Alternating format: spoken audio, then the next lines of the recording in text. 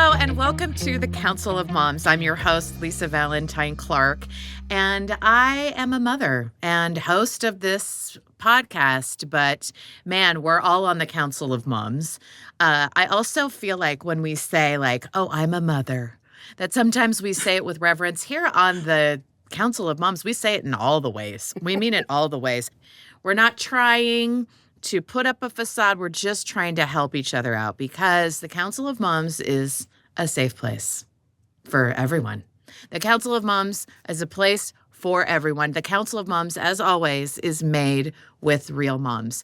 I'm the mom of 5, just recently, all technically and legally adults. So 5 kids from 18 to 28. And I will say that I'm at this stage of life that I can best describe my mothering situation as I didn't think it would feel like this. Like, I'm surprised. Like, I thought that having all of your kids reach adulthood would feel triumphant or like you're done. Yeah. And then you're like, oh, I'm just getting started. Kind of. Or like, oh, I thought that was hard. Oh, wait, can I go back and do that again? Wait, what?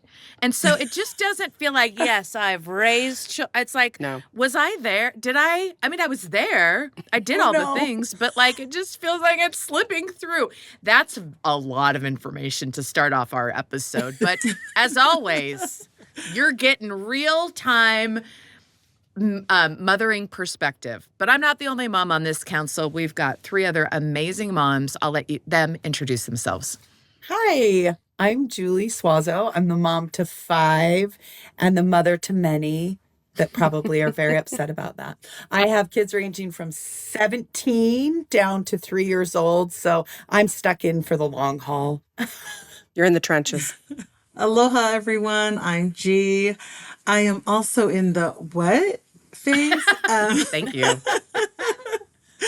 I'm a mother of 5, ages, 29 now, right? To 22. So, anyways, I'm just grateful to be here. So thanks for having me. And I'm Tammy, and I have 4 girls ranging in age from 29 to 17. And just, it's drama all day, every day. Someone's always crying, including my husband. Doesn't even matter. Oh, no. Yeah, it's chaos at my house. That's tough when Dad starts crying. Yeah.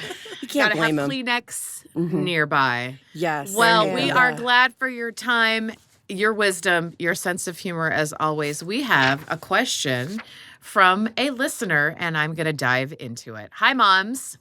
My Velcro baby has just become a Teflon teenager. I love this. Like, first of all, well done. And I'm not okay. This kid has been my sweet little buddy for years, and it feels like a switch is flipped. I don't just embarrass him, I mortify him. I'm not just annoying, I'm his mortal enemy sent from God to torture him. But the biggest one for me is that my feelings are hurt. This hurts so bad. I have another kid who fought me on everything his whole life, and I could manage it. But I'm at such a loss for parenting the backtalk, the rudeness, and total disproportionate anger that's directed at me when it comes from this kid. So, question, how do I process losing my sweet baby boy before it's too late to parent the terror he's become? That's brutal. It's brutal. But do you know what I mean when you feel like there's, anyway, this kind of separation? And it's hard because in this question, when it was like, the biggest one for me is that my feelings are hurt, I was like, ooh, I get that. Because like when you have kids, you're like, okay, they're not always going to like me. That's not my job. That's okay. Or this is developmentally appropriate. Something that I like to tell myself all the time of like, no, they're supposed to start separating from da-da-da. But like, when your feelings are legitimately hurt, and even though you know the right thing to do or don't do, like, what do you do? What do you do with that as a mom? Like, where do you put that? You know you don't put that on your kids, but like, I don't know. I feel like that's the sub-question in this. You mean you try not to put it on your kids? Because sometimes we just do too, right? Good point. Yeah. Oh my gosh, this is heartbreaking. I'm in tears because I am dealing with this exact same situation. I've got a 13-year-old, but I had a kind of an aha moment like 2 days ago where I was sitting there and I was thinking like, what am I going to do? Like, I was like, this is above my pay grade. Like, I don't know how to deal with the like drama and all of the things that are going on. I mean, wow, it's intense. And I have 2 older children that were not nearly as difficult to parent. But I had this moment where I thought, this is really interesting. I don't think I realized I was living a little bit in the future of what this 13-year-old, I was like, if he's like this at 13, how's he going to be at 16? This is going to be a nightmare. Yeah. And then I remembered my teenage daughter when she was 13 was horrific. And then when she hit like 15, it was like we were best friends again for a little bit.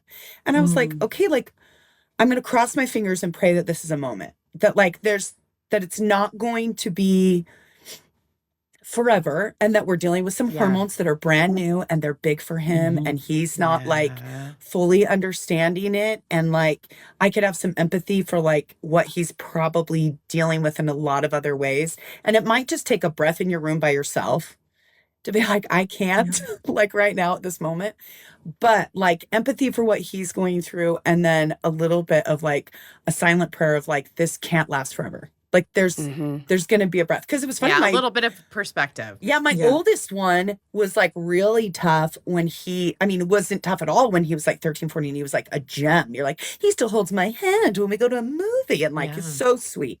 Now he's reached 17 and you're like, you're fun. You're really fun to be around. Because he's now wanting to assert more independence and be his own person. And he thinks he knows everything. And you're like, right, yeah, like, well, you don't know everything. But so it's interesting. It's like it ebbs and flows. Yeah. And I think if you can just like, it's not going to be forever. It's sort of my prayer. I want to hug that mom and just be like, Right. you just do you. Like, do not change. Yes, Do not exactly, stop being exactly. embarrassing. Okay. Yeah. You just do it because I taught seminary and institute. That was my profession. And I got hired not because I knew anything about scriptures. Let me be very clear about that. My baseline was like, yeah, God, that's it. So they There you hired me go. because teenagers liked me. And you know why teenagers like me? Because I don't care what they think. Like, Yeah. I'm the okay. biggest goof ever. And my daughter, my 17-year-old, is the one who says to me when I say things like, and I'll do it knowing I'm being so embarrassing. We're like, that guy's got Riz. And she's like, Mom, don't ever say that again. And I go, what, Riz? You want me to say Riz again? Because is it Rizzy? Is it not It Rizzy? makes Is you that want to Rizzy-licious? like lean in. Right? That's Lean true. into the embarrassing. You like, cares? Mom, I want to hug you and say just what Julie said. It's not permanent. And don't you stop being you. And you never knew you needed thick skin until you had a teenager. And then and here's how I get my thick skin. Cheese. Just eat cheese. Yeah, okay, have a there you treat. go. Yeah. Oh, Go yeah. get a swig. Go like get a this. drink. Take yourself to Yeah, McDonald's there for you an ice go. cream cone and french fries. Whatever. Like, it's just not permanent, but please don't change you to meet his needs like that. Like, just keep being you and being fun. Because he'll look back on that and go, wow, that, you're consistent. That's what the message is. I love that. I think that, these are growing pains, right? And sometimes as moms, we don't think we need to go through growing pains, but we do, right? When our kids are like, you are so embarrassing. So we were watching a football game and, granted, I'm Tongan. So we Polynesians, we don't hold back when we cheer. Like we're all in there. You think we're going to start a fight or something because we're just so involved. Our volume goes up and anyways, but one of the moms was like, oh, I can't even, use my cowbell. And I looked at her like, what? What are you talking about? She's like, my son, I embarrass him. And I said, girl, stop. Like, who pays the fees for them to be on the field? Like, come on. Yeah. We do. Like, yeah, right? I know. I'm like, you own this, right? Your mom, this is a time in his life where you're able to be there with him, enjoying this and to be able to pass and not fully enjoy it. I think you look back and I don't know, for me, I'd be remiss, but kids, like you say, they're going to go through their ups and downs. And I call it, don't go down the rabbit hole with them. Yeah. Like, let them go down because they got to go. Amen. But you be the constant, like you're saying, Tammy, like, okay, I get it. All right. So, and what? Okay. But don't just be like, oh my gosh, you're driving me crazy. And this isn't working. And go to your room right now. I can't even talk. You're like, don't show all that energy in that sense. Just be like, I'm here for you. I know you don't like that. I love you. I want to be here. I want to cheer actually, because you're out there. You're representing us, our family. Anyways, so Yeah. I think there can be somewhat of a medium, because being that constant is going to see them through all the growing pains, right? Yep. Because this isn't the last time things are going to change. And even when they get into adulthood, right? It's just, that's mom and dad. It's okay, So anyways. I do. I love that. And I think it's important too, or something that's helped me like keep that perspective of like, it's not always forever and I'm not going to change. It's their problem, is like, I have to put it somewhere and not on my kids to be like, do you realize how this hurts me? Do you realize how much I sacrifice? Like that falls on deaf ears because they look at you like, well, you decided to be a mom. It's not like I didn't choose this. And it's like, okay, wait. So that's not helpful, but what is helpful, I remember one time I was having a really hard time with one of my kids because I just thought that they were being really disrespectful and taking me for granted, because they were. And I was also having personally a difficult time, right? And also parenting by myself, so I don't have somebody else to be like, can you believe what your child said to me? You can't, and it's just like, where do I put it? And so I called one of my friends, and she's like, do you want me to give you the pep talk that you gave me like a couple months ago? And I was like, wait, I did. And basically what it is it's just like all the things that like you feel you can just say to another mom. Yeah. Because like one of the things that I had said to her, and then she just came around and said it to me, was like, these kids don't deserve how wonderful you are. And I see what you do. And I see the sacrifice. And I see you're biting your tongue. And guess what? You're not getting any credit. And that makes you amazing. And also, and this and that. And then just like building up like your friend and being like, stay the course. You don't need this. This is developmentally appropriate. They will come around. And even if they don't, you can hold your head high, knowing that you have done right by those kids. Like, you know what I mean? Like, you can get really good at getting this, like, pep talk. I needed to call you last week. Listen, you can. You can call me. I love a good pep talk because it's like a role, right? Like, it's just like give me the part of the mom that no one speaks up for, of like, oh, I know. I'm not in your house, but I know you, and I know your character, and I know what you're doing, and I see it. They don't see it, so let me tell you. And it is like kind of 10 minutes well spent if you're asking, because it just like, for me, it snaps me into that perspective of like, yeah, I'm not doing this so that they, like, it is a luxury so that they notice. Let me finish that thought. It is a luxury for children to have our unconditional love and support. It is, it's like, it should be just a given, but it is like, what a great thing for a kid to be able to take that for granted, that their parents are, they can say anything to their parent and their parents are going to be They're great. still going to be there. Yeah. Isn't that great? And you don't have to be a doormat either. Like, I think it's totally okay for you to say to your kid, oh, you don't get to talk to me like that. Let me be very clear. We're going to show each other respect. Yeah, no matter like how come we up feel. with a tagline when they say something rude. Because my thing was, oh, let me be very clear. You don't get to talk to me that way. Ooh, I like this. I want to workshop some. We got to workshop things because some taglines. This is great. Because you totally have to have a tagline or something to your kid, because he's just going to keep doing it, and that's fine. But I just think as a mom, you have to be able to also say that that's not acceptable. We don't treat people like that. Hey, you don't get to say. Please don't be rude to me. Yeah, and even if you're like, that show hurt you my respect, feelings. and I expect. Expect he doesn't care if it hurt your feelings. Yeah, no. But he will care if you stand up for yourself and say, "Oh, that's not acceptable. Sorry."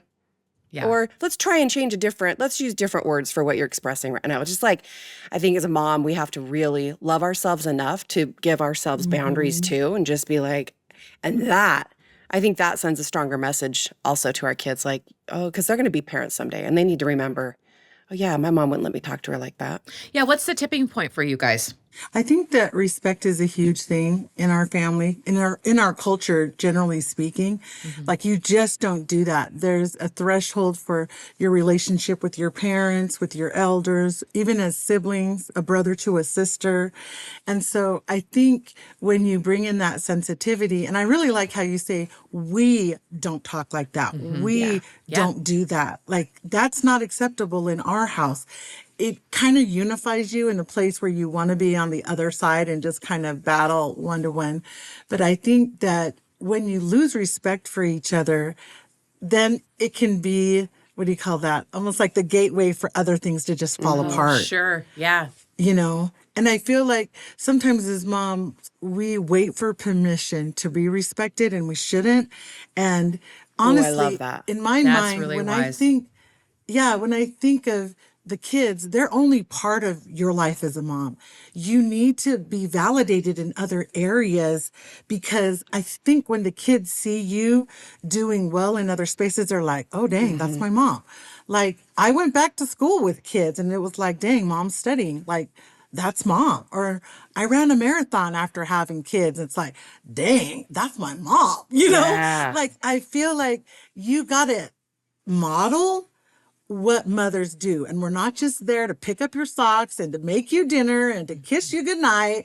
It's like mom's got some work to do and she's actually like blowing it up. Like, let's give mom a hand. So I don't know. Yeah, it's tricky too because in families, like I think sometimes it's the playground to figure out how to do Yeah. things. So we'll stretch boundaries with our family members that we would never like, especially Oh, my that's such a introverted good kids would point. never stretch boundaries with people outside of the home in the Yes. way that they do That's here. right. And so like I think there's room for that, but I think the line is like I've seen my kids treat me ways that they would absolutely not treat someone else. And I'm like, this is just even past the line of kindness.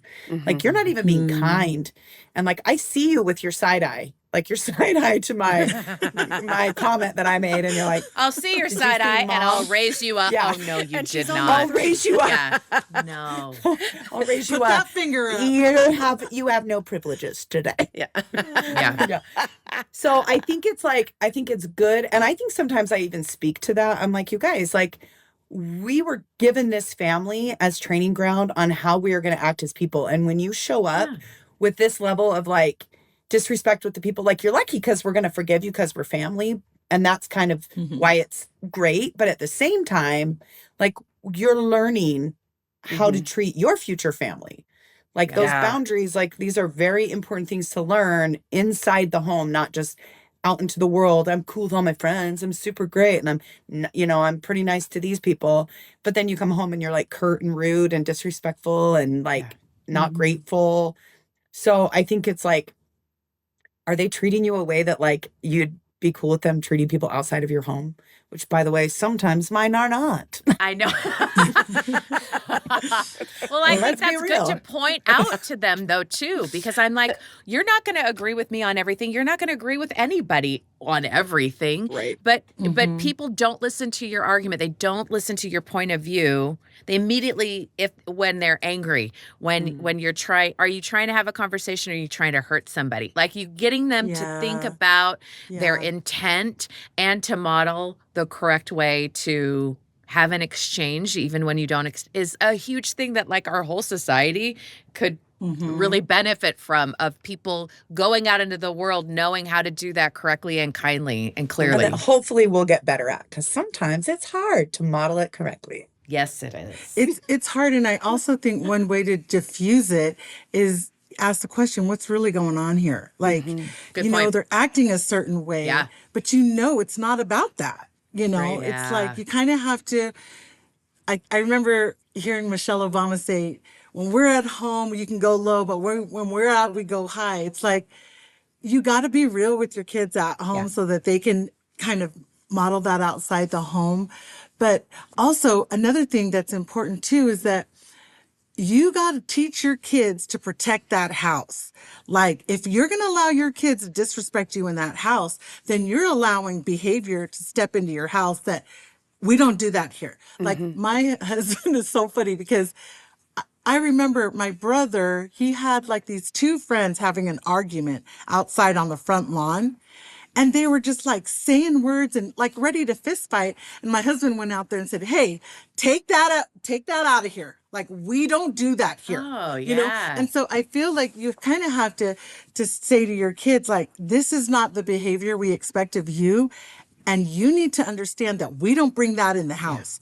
So if you're bringing that vibe in the house, you got to go or take your friends out and go. But I think that's helpful for them to see it's not just about them, it's about the way we do things. So Oh, I like that. And I wonder too if I'd love to talk to this mom and say, is it just you that's feeling this, or is your husband experiencing the same thing from your son? Because moms get the worst of it sometimes. Yeah. And I We're remember the safe place. Yeah, and I remember we were in therapy Yes. one time, and the therapist said, "You and your husband have to be," because we had a child that was totally taking advantage of us and working us against each other. And she just kept saying, "You two need to be on the same page. You have to be the steady force." And she kept drawing diagrams of our family.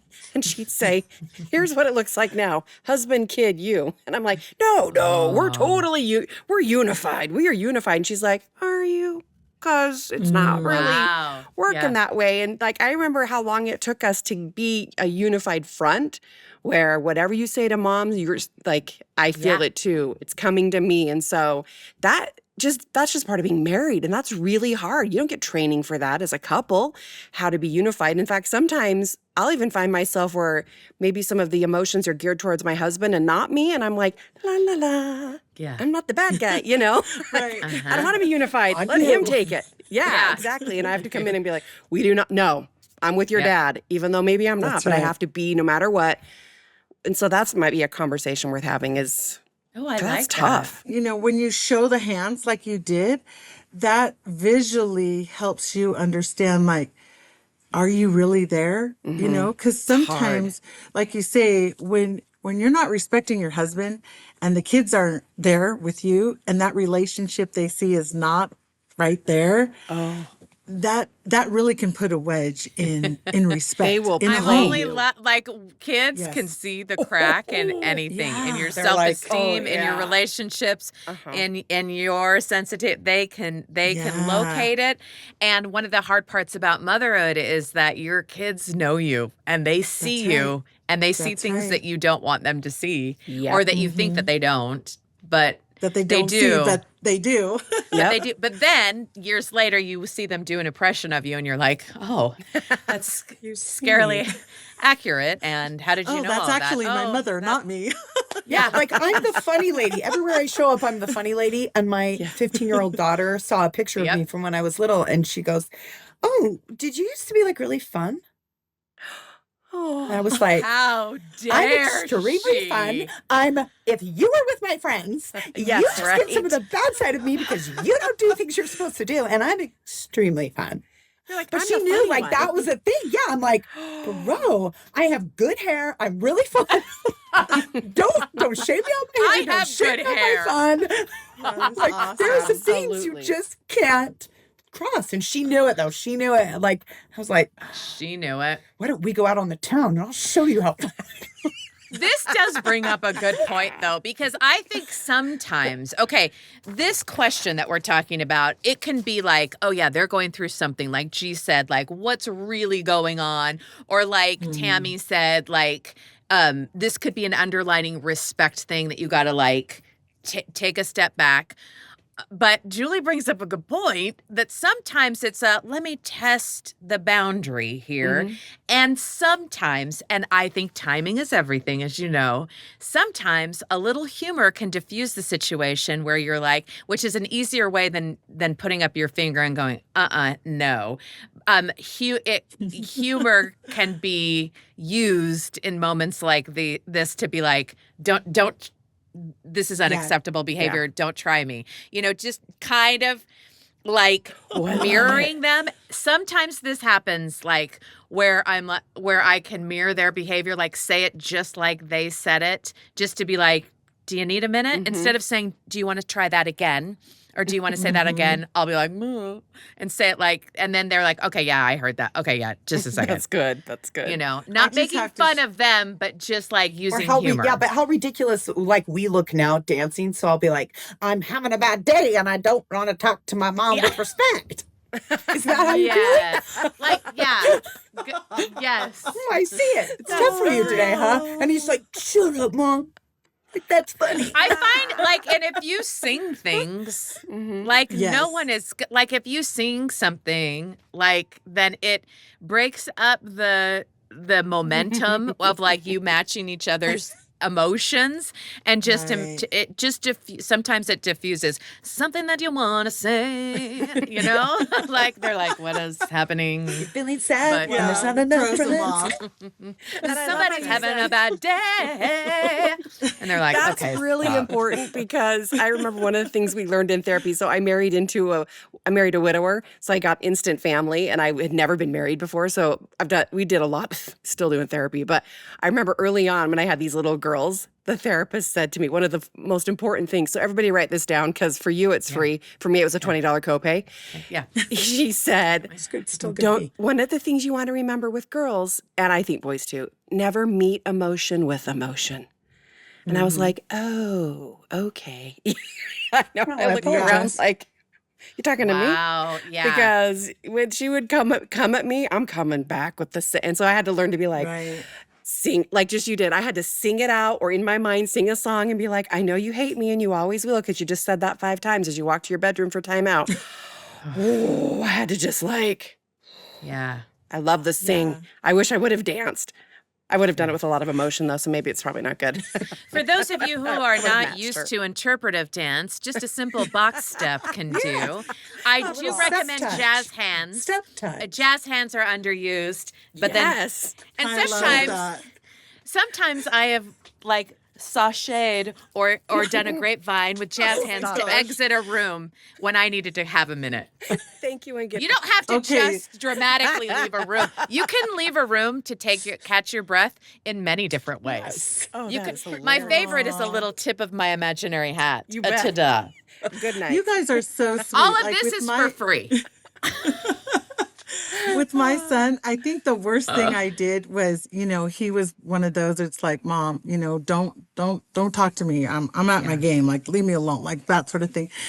And I think it was before the game, and I had his younger brother with me, but I also had his sister. So someone needed to take the younger brother to the bathroom, and he's standing there by the cheerleader trying to talk to her.